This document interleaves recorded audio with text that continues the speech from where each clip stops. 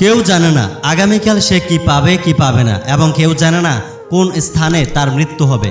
আল্লাহর অনেকগুলো নিয়ামতের মধ্যে একটি বড় নিয়ামত হলো সুস্থতা।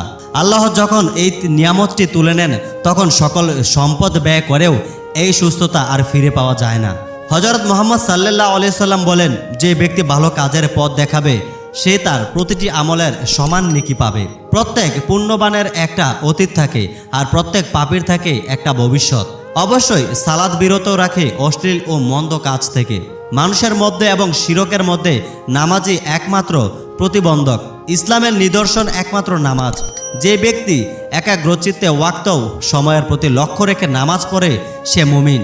আল্লাহ পাক ঈমান ও নামাজের চেয়ে উত্তম শ্রেষ্ঠত্বের আর কোনো বিষয়কে ফরজ করেননি। যদি করতেন তাহলে ফেরেশতারা দিন রাত কেউ রুকু আর কেউ সেজদায় পড়ে থাকতেন।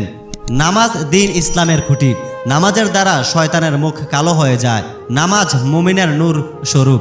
নামাজ শ্রেষ্ঠ জেহাদ। কোনো ব্যক্তি যখন নামাজে দাঁড়ায় তখন আল্লাহ পাক তার দিকে পূর্ণ মনোযোগ দেন, আর যখন সে নামাজ থেকে সরে যায় তখন আল্লাহ মনোযোগ সরিয়ে নেন। কোনো পাপের কারণে কোনো নামাজি দোজখে প্রবেশ করলে তার সেজদার অঙ্গ দোজখের আগুন স্পর্শ করবে না। তোমার পরিবার পরিজনকে সালাতের আদেশ করো এবং এর উপর অটল থাকো। সেজদায় ব্যবহৃত অঙ্গকে আল্লাহ পাক দোজখের আগুনের জন্য হারাম করে দিয়েছেন। লোকমান তার ছেলেকে এই বলে উপদেশ দিয়েছিল, হে আমার পুত্র, সালাত কায়েম করবে, ভালো কাজের নির্দেশ দেবে, অসৎ ও মন্দ কাজ থেকে নিষেধ করবে, আর এতে বিপদ আপদ আসলে ধৈর্য ধরবে। তোমরা সাহায্য প্রার্থনা করো সবর, ধৈর্য ও সালাতের মাধ্যমে। আল্লাহ তাআলা বলেন, হে আদম সন্তান, তুমি যদি সম্পূর্ণ পৃথিবী পরিমাণ গুনাহ নিয়ে আমার নিকট আসো এবং আমার সঙ্গে কাউকে অংশীদার না করে থাকো, তাহলে তোমার কাছে আমি পৃথিবী পূর্ণ ক্ষমা নিয়ে হাজির হব। একদল লোক আছে, তাদেরকে ব্যস্ততা এবং ব্যবসা বাণিজ্য আল্লাহর স্মরণ এবং সালাত কায়েম করা থেকে বিরত রাখে না। একদল লোক আছে, তাদেরকে যদি আমি দেশের ক্ষমতাও অধিষ্ঠিত করি তবে তারা সালাত কায়েম করবে। ইব্রাহিম দোয়া করেছিল, হে আমার প্রভু, আমাকে সালাত কায়েমকারী বানাও আর আমার বংশধরের মধ্যে থেকেও। রাসূলে পাক সাল্লাল্লাহু আলাইহি সাল্লাম বলেছেন, আল্লাহ রাব্বুল আলামিন আমার উম্মতের উপর সর্বপ্রথম নামাজ ফরজ করেছেন এবং কিয়ামতের দিন সবার আগে নামাজের হিসাব নেওয়া হবে। নামাজের ব্যাপারে আল্লাহকে ভয় করো, নামাজের ব্যাপারে আল্লাহকেই ভয় করো। ঠিক ওয়াক্তে নামাজ আদায় করা আল্লাহর কাছে সবচেয়ে বেশি প্রিয়। জমিনের যেই অংশে নামাজ পড়া হয় সেই অংশ অন্য অংশের উপর গর্ব করে থাকে। 2 রাকাত নামাজ পড়ে দোয়া করলে তার নিশ্চয় কবুল হয়, তবে সাথে সাথে কবুল হতে পারে বা নামাজের মঙ্গলের জন্য কিছু দেরিও হতে পারে। যে নির্জনে 2 রাকাত নামাজ আদায় করে, যা আল্লাহ ও ফেরেশতারা ছাড়া আর কেউ জানে না, সে জাহান্নাম থেকে মুক্তির পরোয়ানা পেল। যেই একটি ফরজ আদায় করলো, আল্লাহর দরবারে তার একটি দোয়া কবুল হলো। যে 5 ওয়াক্ত নামাজ গুরুত্বের সাথে রুকু, সেজদা, ওযু ইত্যাদি সঠিকভাবে আদায় করে তার জন্য জান্নাত ওয়াজিব, দোজখ হারাম।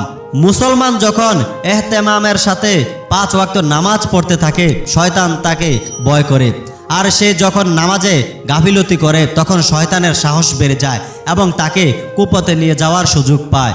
ওয়াক্ত মতো নামাজ পড়া সর্বশ্রেষ্ঠ আমল। নামাজ প্রত্যেক ফরহেজগারকারী ব্যক্তির কুরবানি স্বরূপ। আল্লাহর কাছে সবচেয়ে প্রিয় আমল আউয়াল ওয়াক্তের নামাজ পড়া। ভোরে যে নামাজ পড়তে যায় তার হাতে ঈমানের পতাকা থাকে।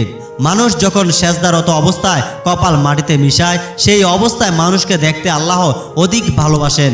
জোহরের আগে 4 রাকাত নামাজ তাহাজ্জুদের 4 রাকাতের সমতুল্য। সেজদায় রত অবস্থায় আল্লাহর নৈকট্য সবচেয়ে বেশি লাভ হয়। নামাজ বেহেশতের কুঞ্জি।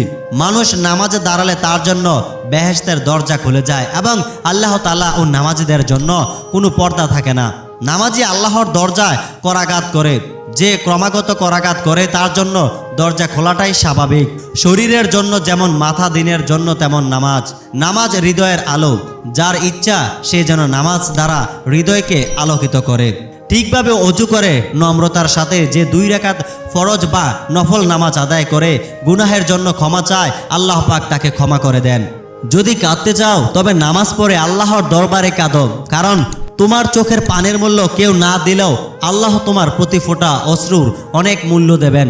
নামাজ পড়ো মুসলিম বোন ও ভাই, নামাজ ছাড়া দুনিয়াতে শান্তি নাই। নামাজের কথা রেখো স্মরণ, নামাজ দিয়ে সাজাও জীবন। নামাজ ছেড়ে করো না ভুল, নামাজ হলো ইবাদতের মূল। তোমরা একে অন্যের প্রতি হিংসা করো না, ঘৃণা বিদ্বেষ করো না এবং একে অপরের থেকে মুখ ফিরিয়ে নিও না।